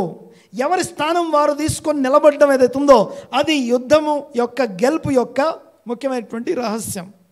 బాగా గమనించాలి ఒకసారి. సో స్టెప్ నెంబర్ 1 ఏంటంటే, నేను వెనక నుంచి ముందుకి కాకుండా వెనక నుంచి ముందుకు ఏంటంటే, ఒక ఆయుధం ప్రయోగించబడింది, స్తుతి పాడుట అనండి ఒకసారి మాట. ఓకే, స్తుతి ఆరాధన, స్తుతి పాడుట అనేది కేవలం ఏర్పరచబడి డబ్బులు పెట్టి లేకపోతే ఒకరికి శాలరీ ఇచ్చి సెలెక్ట్ చేసుకొని బెస్ట్ అనాయింటెడ్ వర్షిప్పర్స్ అయినటువంటి లేవీలను తీసుకొచ్చి వాళ్ళకి వాయిద్యాలు ఇచ్చి వాళ్ళని వాయించే వాళ్ళుగా ముందు పెట్టి వాళ్ళు వాడుతూ ఉంటే మేము యుద్ధం గెలవం. అది కాదు యుద్ధం గెలిచే పద్ధతి. యుద్ధాన్ని డబ్బుతో గెలవచ్చు. అప్పుడు అంటే డబ్బులుండి నలుగురికి శాలరీ ఇవ్వగలిగి, ఓ 4 మ్యూజిషియన్స్ని, 4 పాడే వాళ్ళని తెచ్చుకుంటే అయిపోద్ది కదా. అంటే ఇప్పుడు ఎవరు గెలిపించారు? డబ్బులు గెలిపించాయి, వాళ్ళ తలాంతులు గెలిపించాయి. కానీ అది కాదు. యుద్ధం ఎవరిది? యుద్ధం ఎవరిది అనండి ఒకసారి గట్టిగా. యుద్ధం యెహోవాది. ఎప్పుడు యుద్ధం యెహోవాది అంటే గమనించాలి ఒకసారి. యుద్ధం ఎప్పుడు యెహోవాది. గమనించండి ఒకసారి ఈ మాట నేను చెప్పేది. అందరమేమో దేవుడా దేవుడా దేవుడా అంటున్నాం. దేవుని పద్ధతులు, దేవుని ఆలోచనలు, దేవుని చిత్తం వేరే సైడ్ ఉంది. ఆ చిత్తం జరిగే స్థలంలోకి, చిత్తం చేసే పద్ధతిలోకి నిలబడకుండా, వెళ్ళకుండా దేవుడా దేవుడా దేవుడా దేవుడా నేను ప్రార్థన చేయలేకపోతున్నాను, ఆ ప్రార్థన సరిగా లేదు, లేకపోతే నాకు ప్రార్థన రా. సో నువ్వు ముందు చిత్తం చేయడం ప్రారంభిస్తే ప్రభువా ప్రభువా అనే వాళ్ళు ఎవరు కూడా పరలోక రాజ్యంలో ప్రవేశించరు. ఆయన చిత్తం జరిగించేవారు. ఆయన చిత్తం ఏంటో తెలియడం వాక్యం ద్వారా తెలియజేయబడుతుంది. అర్థమవుతుందిగా నేను మాట్లాడేది?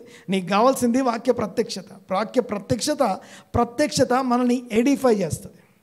మనల్ని, మన సోల్ని దేవునితో ఒక్కటై ఉండటానికి, సమాజంతో ఒక్కటై ఉండటానికి హెల్ప్ చేస్తుంది. గమనించండి ఒకసారి. ఈ యుద్ధంలో యూదా వారలారా, యెరూషలేము కాపురస్తులారా అంటే అక్కడ ఎవరెవరు ఉన్నారని అర్థం? యూదా వాళ్ళందరూ ఉన్నారు అక్కడ. యెరూషలేము కాపురస్తులు మాత్రమే లేరు అక్కడ. అర్థమవుతుందిగా నేను మాట్లాడేది? అంటే దేశమంతా అక్కడే ఉందని చెప్పడం కోసం ఈ మాట చెప్తా ఉన్నాను. అంటే దేశమంతా ఒకటిగా నిలబడింది అని అర్థం. గమనించండి ఒకసారి. దేశమంతా ఒకటిగా నిలబడినంతసేపు శత్రువులు ఒకటిగా ఉంటారు. దేశమంతా ఎప్పుడైతే ఒకటవుతుందో, వీళ్ళంతా ఒకటై, ఈ ఒకటై ఉన్నవారు దేవునితో ఒకటై ఉంటారో అప్పుడు ఆరాధన వస్తుంది బయటికి. అప్పుడు ప్రైజ్ అండ్ వర్షిప్ వస్తుంది బయటికి. అప్పుడు అన్న ఏకీభావం అంటాం. అనగా ఆయన దేవుణ్ణి నమ్ముకొని నిలబడాలన్నా, దేవునితో ఒకటై నిలబడాలన్నా, ఆయన ప్రవక్తతోనూ సమాజంతో ఒకటై ఉండడం కూడా చాలా కష్టమైన పని. వీటన్నిటినీ అధిగమించి నిలబడ్డమే పెద్ద యుద్ధం. ఆ యుద్ధంలో నిలబడ్డామా అంటే, మనం ఒకటై ఉన్నాము అంటే శత్రువు 7 దిక్కులు వారిపోతారు. వారిలో వారే పొడుచుకొని చనిపోయారు. చూడండి ఒకసారి యుద్ధం గెలిచిన విధానం. మనం యుద్ధం చేయనక్కర్లేదు అంటే బయట కాదు యుద్ధం చేసేది, మీరు లోపల యుద్ధం చేయండి అని అర్థం. యూదా వారలారా, యెరూషలేము కాపురస్తులారా, మీరు లోపల యుద్ధం ఉంది, ఆ యుద్ధం మీరు లోపల చేయండి అని అర్థం. ఏంటా యుద్ధం అంటే, పంక్తులుగా తెరిచి నిలబడడానికి ఇబ్బంది పడుతున్నారు. పంక్తులుగా తెరిచి నీ పొజిషన్లో నువ్వు నిలబడ్డమే నీ అసలు యుద్ధం. అది గెలిస్తే బయట ఆటోమేటిక్గా అప్పుడు యుద్ధం నాదవుద్ది, అప్పుడు యుద్ధం యెహోవాదవుద్ది. అనండి ఒకసారి మాట. పంక్తులు తీర్చి నిలబడ్డాము, ఎవరి పొజిషన్ వాళ్ళు తీసుకున్నామంటే యుద్ధాన్ని యెహోవాకి, అనగా ఓనర్షిప్ ఇచ్చేసాం. యుద్ధం యెహోవాది అంటే ఓనర్షిప్ ఇవ్వడమే కాదు, ఓనర్షిప్ మాత్రమే కాదు. గమనించండి ఒకసారి. ఆ శత్రువులు కూడా నా శత్రువు కాదు, నీ శత్రువు అంటున్నా. ఇంకో విషయం తెలుసా? దేవుడు మన పక్షమందుండగా మనకు విరోధి ఎవడు? మనమే దేవునికి విరోధం, లేకపోతే దేవుడే మనకి విరోధి అయితే మనల్ని కాపాడేవాడెవడు? అర్థమవుతుంది అనుకుంటున్నా. మనము దేవునికి విరోధులు అయ్యే అవకాశం ఉందా? గమనించండి ఒకసారి. యెహోవా యందు భయభక్తులు కలిగి ఉండుట అనండి ఒకసారి మాట. యెహోవా యందు భయభక్తులు కలిగి ఉండుట అంటే అర్థం ఏంటి? ఏం చేయాలి అప్పుడు? చెడుతనమును అసహించుకొని విడిచిపెట్టాలి. చెడుతనమును అసహించుకొని విడిచిపెట్టకుండా నేను భయభక్తులు కలిగి ఉన్నాను అనేది అసాధ్యం, అది జరిగే పని కాదు. తర్వాత భయభక్తులు కలిగి ఉండి చెడుతనమును విసర్జించుట అంటే, ఆ చెడుతనం అంటే ఏంటో మనం చదువుకున్నాం, మాట్లాడుకున్నాం. ఇక దాని గురించి దాని గురించి 2-3 వారాలు మాట్లాడుకున్నాం. పాయింట్ ఏంటంటే, అవి ఆ యుద్ధ పంక్తులు తీర్చి నిలబడ్డం ఇంటర్నల్ వార్. అది ఎప్పుడైతే మనం ఇంటర్నల్ వార్ మనము గెలిచి నిలబడతామో అందరికీ నేను నా దేవుడు, నేను నా దేవుడు, నేను నా దేవుడే. మాట అర్థమైందా నేను మాట్లాడింది?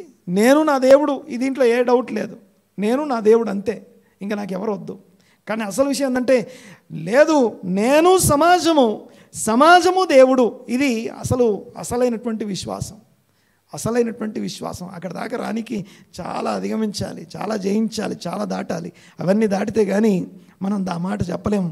ఎస్, యుద్ధము యెహోవాది అని అప్పుడు దేవునిది అవుతుంది. అది యుద్ధం దేవునికి హ్యాండ్ ఓవర్ చేయడం అంటే అర్థం అది. మీరు యుద్ధం జరిగించాల్సిన పని లేదని ఎప్పుడొచ్చింది తెలుసా మాట? ఎప్పుడొచ్చింది అంటే ఆ మాట వారందరూ ఒకటిగా మారినప్పుడు. ఒకటైన తర్వాత నెక్స్ట్ డే మార్నింగ్ ఆ యొక్క యుద్ధం జరిగిన విధానాన్ని నేను ముగిస్తాను. గమనించండి ఒకసారి. స్టెప్ నెంబర్ 1, ఇటు నుంచి అటు వెళ్దాం. నెంబర్ 1 మొదటిది ఏంటంటే, ఉదయాన్నే లేచి జనులకు హెచ్చరిక చేయబడుతుంది. జనులకు హెచ్చరిక. దేవుని వాక్యము హెచ్చరిక ఇవ్వకుండా మనకు చేయబడితే దాన్ని వాక్యం అనము. గమనించండి ఒకసారి మాట. విలాప వాక్యాల గ్రంథంలో ధ్యానిస్తున్నప్పుడు ఒక మాట ఉంది. అందులో ఏమనుందంటే, మా ప్రవక్తలు అంటే యూదా యెరూషలేము ఆ కూలిపోయి ఆ పరిస్థితిలో ఉన్నప్పుడు మా పాపమును వారికి తెలియజేసి ఉంటే ఎంత బాగుండు అనే మాట. వారి దోషము వారికి తెలియజేయకుండా ఫాల్స్ ప్రొఫెట్స్గా మారిపోయారట. అది అసలు సమస్య అని చెప్పబడుతుంది. కానీ ఇక్కడ గమనించండి ఒకసారి, ఈ యుద్ధం గెలవడం కోసం మొదటి స్టెప్ ఏంటంటే, ప్రవచనం తీసుకున్న తర్వాత వారందరినీ నిలబెట్టి వారందరినీ ఒక చోట చేర్చి వారు సాగుచూ ఉండగా, నిరీక్షణలోకి వెళుతూ ఉండగా, ఈ నిరీక్షణ అరణ్యంలోకి వెళ్తున్నాం, ఇటు అటు చూసి ఫోకస్ డైవర్ట్ అయిపోకండి, దృష్టి తొలగిపోకండి, మీ దృక్కోణాలు మార్చుకోకండి అని ఒక వార్నింగ్ ఇస్తా ఉన్నాడు. హెచ్చరిక జారీ చేసిన తర్వాత, అనగా ఆ హెచ్చరిక యునైటెడ్గా ఒక ఫోకస్ ఒక దృష్టిలో నిలబెట్టడం కోసం ఒకటి, అది చేసిన తరువాత ఏర్పరిచి నియమించబడినటువంటి వారిని ముందు నిలబెడుతున్నాడు. ఫస్ట్ ఏది, సెకండ్ ఏది? ఇశ్రాయేలు యూదా వారులారా, యెరూషలేము కాపురస్తులారా, అందరూ అక్కడ ఉన్నారు, అందరూ వచ్చారు, అందరూ నిలబడ్డారు, అందరూ దేవుని నమ్ముకున్నారు, అందరూ ప్రవక్తను నమ్ముకున్నారు. కనుక అక్కడ ఉన్నారు. పొద్దునే లేచి నమ్ముకున్నాం కాబట్టే కదా ఇక్కడ ఉన్నాం అంటాం. గమనించండి ఒకసారి. అయితే వాళ్ళకి వార్నింగ్ ఏంటంటే, యుద్ధానికి వెళ్ళేటప్పుడు మధ్యలో మీ ఫోకస్ని డైవర్ట్ చేసుకోకండి, సులువుగా చిక్కులబెట్టు పాపమును, అంటే మీ ఫోకస్ని ఇటు అటు తొలగింపజేసి సులువుగా చిక్కులు పెట్టే పాపం వైపు చూడకండి, దుష్టత్వం వైపు, మీలో ఉన్న దుష్టత్వాన్ని మిమ్మల్ని హరించనీయకండి అని చెప్పబడుతుంది. తర్వాత అది చెప్పి, సులువుగా చిక్కులు పెట్టు పాపమును విడిచిపెట్టి విశ్వాసమునకు కర్తయు దాన్ని కొనసాగించువాడైన యేసు వైపు చూచుచు గురి యొద్దకు పరిగెత్తుదాం, మనం యుద్ధం గెలుద్దాం రండి అని వార్నింగ్ ఇస్తున్నాడు. ఇది వార్నింగ్. మొదట హెచ్చరిక, ఇశ్రాయేలు ప్రజలు లేకపోతే యూదా వారులారా, యెరూషలేము కాపురస్తులారా, ఇది మీకు అందరికీ హెచ్చరిక చేయబడిన జనాంగము అనేది మొదటి అంశం. అయితే రెండవ అంశం ఏర్పరచబడి నియమించబడిన యాజకులు. ఏర్పరచబడి నియమించబడిన యాజకులు వాళ్ళు ఊరికనే ఏర్పరచబడి నియమించబడలేదు, వాళ్ళు సైన్యానికి ముందు నడుస్తున్నారు, వాయిద్యాలు వాయిస్తూ పరిశుద్ధ అలంకారాలు ధరించుకొని. అనండి ఒకసారి మాట, కొంచెం గట్టిగా అన్నమాట. అలంకారాల గురించి మాట్లాడాలి. పరిశుద్ధాలంకారాలు అంటే అవయవాలు అని అర్థం, లేకపోతే శ్రేష్టమైనటువంటి వస్త్రాలు అని అర్థం. ఆ యొక్క పరిశుద్ధాలంకారాలు దేవుని దృష్టికి పరిశుద్ధంగా ఉండే అలంకారాలు ధరించుకొని వారు పాడుచూ స్తుతి చేస్తూ మొదలుపెట్టారు. 136 కీర్తన ఎత్తుకున్నారు. 136 కీర్తన ఎందుకు ఎత్తుకున్నారు తెలుసా? 136 కీర్తన ద గ్రేట్ హల్లెల్ అంటాం కదా. ఎందుకు ఆ కీర్తన అంతా ఏముందో తెలుసా? ఆ కీర్తన అంతా కూడా మళ్ళీ ఎర్ర సముద్రమే ఉంటుంది. ఆ కీర్తన అంతా కూడా మళ్ళీ ఎర్ర సముద్రంలో నుంచి దేవుడు ఎలాగ ఐగుప్తు నుంచి ఎలా విడిపించాడో అదే విషయం రాసి ఉంటుంది అక్కడ. యెహోవా కృప నిరంతరం ఉండును గాక, ఇదే మాట ఉంటుంది. ఎందుకంటే వేరే సబ్జెక్ట్ ఏమే, అదే మ్యాటర్ కంటిన్యూ అవుతూ ఉంటుంది అందులో. ఆ భాగం అంతట్లో మీరు దేవుని కృప నిరంతరం ఉండును గాక అనే టాపిక్ని మీరు ప్రతిసారి క్లైమాక్స్ ఉంటుంది అక్కడ, ముగింపు విషయం రాసి ఉంటుంది అక్కడ. మీరు కీర్తన చదివితే మీకు అర్థమవుద్ది. సరే, ఆ కీర్తన పాడుటకు నియమించబడ్డారు. ఆ కీర్తన పాడుటకు అంటే ఈ భాగమంతా, ఈ యుద్ధం అంతా అటు తిరిగి ఇటు తిరిగి ఇశ్రాయేలులు ఐగుప్తు నుంచి బయటికి రావడం, అరణ్యంలో నుండి ఆ అరణ్యంలోకి ప్రవేశించడం, ముందు ఆ ఎర్ర సముద్రం చీల్చబడ్డం అనే అంశం దగ్గరికే పోతుంది. మరి ప్రతిసారి అక్కడికే వెళ్ళిపోతుంది. గమనించండి ఒకసారి. ప్రార్థన చేసింది అక్కడి నుంచే, ప్రవచనం వచ్చింది అక్కడి నుంచే, ఇప్పుడు హెచ్చరిక చేసింది అక్కడి నుంచే, ఇప్పుడు కీర్తన పాడమని అపాయింట్ చేసింది అక్కడి నుంచే. ప్రతిదీ అక్కడికే తీసుకెళ్తున్నాడు. చూడండి ఒకసారి. సరే, విషయం ఏంటంటే, ఇప్పుడు అపాయింట్ చేయబడిన వారు పరిశుద్ధాలంకారాలు ధరించుకొని ఆ ఏర్పరచబడి నియమించబడిన వారు ఎవరైతే ఉన్నారో వారు పాడడం మొదలు పెట్టగా, నాతో కలిసి సమకూర్చని వాడు చెదరగొట్టువాడు. ఫైనల్గా ఒక మాట అనేసి నేను క్లోజ్ చేస్తాను. ప్రార్థన చేసుకుందాం ఈ రోజుకి. ఇప్పటికీ సెకండ్ సర్వీస్లో కొంచెం డీటెయిల్గా మాట్లాడుకుందాం. ఆత్మల సంపాదన అనండి ఒకసారి, కొంచెం గట్టిగా అనండి ఒకసారి. ఆత్మల సంపాదన అనే ఒక వ్యాపకం, ఒక పని. ఎయిదర్ పోయే వాళ్ళని పంపించాలి, లేకపోతే నువ్వు పోవాలి. అదే పని. ఇది ఎక్కడో జరిగే విషయం అనుకునేది కాదు, మన చుట్టూ మనలో జరిగే అంశం అది. ఆత్మల సంపాదన అన్నట్టు ఒకసారి మాట. ఆత్మల సంపాదన అనే ఒక వ్యాపకం పని దేవుడు అందరికీ నియమించాడు. We are called for that. Abraham నుంచి ఇప్పటిదాకా అదే కొనసాగుతూ ఉంది. క్రీస్తు యేసునందు విమోచింపబడిన నువ్వు నేను కూడా క్రీస్తుకు సాక్షులమై ఉండుట. ఎందుకు సాక్షులమై ఉండాలి? ఏ విషయంలో సాక్షులమై ఉండాలంటే ఒక్క ఆత్మన్న ప్రభు తట్టు తిరగాలి. నిన్ను చూసి నన్ను చూసి, మనల్ని నిన్ను నన్ను చూసి ఒక్క ఆత్మన్న ప్రభు తట్టు తిరగగలగాలి. తర్వాత ట్రైనింగ్ ఆఫ్ ద సెయింట్స్ అంటాం. పరిశుద్ధ ఆత్మల సంపాదన ఒక ఎత్తు అయితే, ట్రైనింగ్ ఆఫ్ ద సెయింట్స్ అనేది రెండవ అంశం. ఈ పని వ్యాపకాన్ని మనం నిర్లక్ష్యం చేసినప్పుడే ఈ యుద్ధం కలుగుతుంది. యాక్చువల్గా అతిపెద్ద యుద్ధాలన్నిటికీ మెయిన్ కారణం ఏంటంటే, ఛాలెంజెస్ అన్నిటికీ ముందు కారణం ఏంటంటే, మీరు గమనించండి, జాగ్రత్త, భయం అని రెండు అంశాలు ఉంటాయి. భయం, జాగ్రత్త భయం కాదు. జాగ్రత్తగా ఉండడం భయం కాదు. మాట్లాడితే అర్థమవుతుంది కదా. సీట్ బెల్ట్ పెట్టుకోవడం అనేది జాగ్రత్తనా భయమా? జాగ్రత్త, సేఫ్టీ. సో సేఫ్టీ అనేది భయం కాదు. సో అన్ని విషయాల్లో ముందు చూపు, జ్ఞానం కలిగిన జనాంగం అని జీవించడానికి ఒక ఎథిక్స్తో కూడిన ధర్మశాస్త్ర గ్రంథాన్ని దేవుడు ఇశ్రాయేల్ ప్రజలకు ఇచ్చాడు. అలాంటి వారికి నియమించబడిన పని ఏంటంటే, కేవలం వారు మాత్రమే అనుసరిస్తూ జీవించడం కోసం కాదు, సకల వంశాలు వారిలో అంటుకట్టబడ్డానికి, అనగా ఆత్మలన్నీ వారి వైపు తిరగడానికి సరిపడిన ఆత్మీయ జీవితం ఉండాలి. రెస్పాన్సిబిలిటీని మిస్ చేసినప్పుడు ఛాలెంజెస్ ఎదురవుతాయి. ఛాలెంజెస్ అన్నీ మన రెస్పాన్సిబిలిటీ వైపు మనం ఫోకస్ చేపిస్తాయి. వారు స్టాండ్ ఫర్మ్, లేకపోతే స్థిరంగా నిలబడు అని చెప్పడానికి ముఖ్యమైన కారణం ఏంటంటే, గో టు యువర్ రెస్పాన్సిబిలిటీ అని అర్థం. Get back to your responsibility అని అర్థం. ప్రభువు తట్టు తిరుగుతూ రెస్టరేషన్, లేకపోతే ఆ 3 దినాల ఆశీర్వాదాలకు కారణం కూడా అదే. అందరం లేచి పెడదాం. ఆఖరికి చూడండి ఒకసారి, 3 దినాల ఆశీర్వాదాలు మాత్రమే రిజల్ట్ కాదు ఇక్కడ. తర్వాత బెరాకా మాత్రమే ఆశీర్వాదం కాదు ఇక్కడ. చివరికి మాట, ఇంకో మాట రాస్తుంది.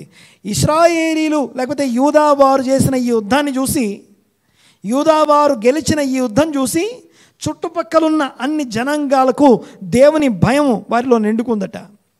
వారు దేవుని యందు భయభక్తులు నిలిపే విధంగా దేవుని భయం వారిని నింపడం ఉంది. చూసారా? అది అసలైనటువంటి టార్గెట్ ఆఫ్ దిస్ బ్యాటిల్. నీకొచ్చే నాకొచ్చే ఆపదలు మనల్ని దీవించి ఆశీర్వదిస్తాయి. ఆశీర్వదించడం కంటే ముందు మనం డిసిప్లైన్ అవుతాం, దేవుని తట్టు తిరుగుతాం. అంతేకాదు, ఆ యుద్ధంలో దేవుడు మనకి విజయం ఇవ్వడం ద్వారా కేవలం నువ్వు నేను బాగుండడమే కాదు, అనేక ఆత్మలు దేవుని తట్టు తిప్పబడతాయి. యోనాని సముద్రంలో వేయగానే మిక్కిలి నిమ్మలమైనటువంటి సముద్రాన్ని చూసి అక్కడ ఉన్నటువంటి ఓడలోని ప్రజలంతా అప్పటికప్పుడు బలిపీఠం కట్టి దేవునికి బలర్పించారు. వాళ్ళెవ్వరికీ దేవుడు తెలియదు, అప్పుడే తెలుసుకున్నారు. ఈ యుద్ధం కూడా అలాంటిదే. యెహోషాపాతు ఈ యుద్ధం గెలవడం, ఆయుధం వాడకుండా గెలిచిన యుద్ధం వల్ల చుట్టుపక్కల ఉన్న అనేక దేశాలు ఆత్మలు దేవుని తట్టు తిరిగాయి. ప్రార్థన చేసుకున్నాం, కళ్ళు మూసుకుందాం. ఒక తరం వారు తిరగడానికి ఈ యుద్ధం ఉపయోగపడింది. ప్రార్థన. మా పరమ తండ్రి, మా దేవ, కృతజ్ఞతలు, స్తుతులు, స్తోత్రం చెల్లిస్తున్నాం నాయన. ఈ ఉదయకాలము నన్ను మమ్మను మీ సన్నిధిలో జ్ఞాపకం చేసుకుని, మాకు అవసరమైనటువంటి వాక్యాన్ని నిరీక్షణ అరణ్యంలోకి వెళ్ళి హెచ్చరిక నొంది ఏ సమాజంగా కూడి ఉపవాసం చేసి ఏ సమాజానికి సామాజిక వాగ్దానం, సామాజిక దర్శనం ఇవ్వబడిందో ఆ సమాజంతోనూ, వాక్యంతోనూ, విన్న వాక్యంతోనూ, సమాజంతోనూ ఒక్కటై ఉండి, దేవుని నమ్ముకొనుడి, ప్రవక్తను నమ్ముకొనుడి అనే మాటను అర్థం చేసుకొని దానిలో నిలబడి స్తుతి ఆరాధన, స్తుతి పాడుచు యెహోవా కృప నిరంతరముండును అని ప్రకటన చేస్తూ, వాయిద్యాలు, పరిశుద్ధ అలంకారాలు ధరించుకొని ఏర్పరచబడిన, ఇదిగో నియమించబడిన రాజులైన యాజక సమూహంగా పాడుతూ మేము కొనసాగుతూ ఉండగా, శత్రువు వారిలో వారే ఒకరిని ఒకరు భక్షించుకున్నారు అన్న మాటను బట్టి మీకు వందనాలు. ఇదిగో ఈ మాటలు మా హృదయాల్లో, మా వ్యక్తిగత జీవితాల్లో స్థిరపరచండి. మా వ్యక్తిగత ఆత్మీయ పోరాటాలని అధిగమించడానికి సహాయం దయచేయండి. ఏకీపించిన ప్రతి ఒక్కరి పక్షంగా ప్రార్థన చేస్తున్నాను. నేను సంఘంలో, సమాజంలో ఉన్నటువంటి ప్రతి విధమైన యూనిటీని డిస్టర్బ్ చేసే విషయాలు, ప్రతి అనైక్యత, ఇదిగో వాటన్నిటినీ అధిగమించడం అనే యుద్ధాన్ని ప్రతి ఒక్కరికి బోధపరచండి. నా చేతి వేళ్లకు యుద్ధం నేర్పేవాడు అన్న మాటను బట్టి మీకు వందనాలు, స్తోత్రం నాయన. ఇదిగో చేతి వేళ్లతో కూడా యుద్ధం చేస్తూ ఎలా నిలబడాలో, ఎలాగ చేతి వేళ్లతో యుద్ధం చేయాలో మాకు బోధపరచండి, జ్ఞానం అనుగ్రహించండి. మనోనేత్రాలు వెలిగించి జ్ఞాన ప్రత్యక్షతలు, ఇదిగో ప్రత్యక్షత కలిగిన మనస్సు, understanding, revolution, understanding knowledge of Jesus the Christ అన్న మాటను బట్టి అది పొందుకున్న వారమై ఇదిగో ఆరాధనాపూర్వకంగాను ధ్యానపూర్వకంగా మేము కొనసాగుటకు సహాయం దయచేయండి. ఏకీపించి ఉదయకాలపు ఆరాధనలో ఉన్న ప్రతి కుమారుడు, ప్రతి కుమార్తెను బట్టి వందనాలు చెల్లిస్తున్నాం. విన్న మాటలు వారి హృదయాల్లో స్థిరపరచబడును గాక. యుద్ధమును యెహోవాకి అప్పగించడం, యుద్ధం యెహోవాదని ఓనర్షిప్ని ట్రాన్స్ఫర్ చేయడం ఎలాగో మరొకసారి మాకు బోధపరిచినందుకు మీకు వందనాలు. ఏకీపించిన వారిని దీవించండి, ఆశీర్వదించండి. వారి వ్యక్తిగత, ఆత్మీయ, కుటుంబంలో ఉన్నటువంటి ఇదిగో ప్రతి విధమైన యుద్ధంలో ఎలా గెలవాలో బోధపరచండి. మీరు తోడై ఉండి దీవించి ఆశీర్వదించి స్థిరపరచమని ప్రార్థన చేస్తున్నా. మీకే వందనాలు, స్తుతులు, స్తోత్రం చెల్లిస్తూ ఏకీపించిన వారందరినీ దీవించి అవసరమైనటువంటి ఇదిగో శక్తి చేత కాదు, బలముతో కాదు, నీ ఆత్మ ద్వారా అన్న మాటను బట్టి మీకు వందనాలు.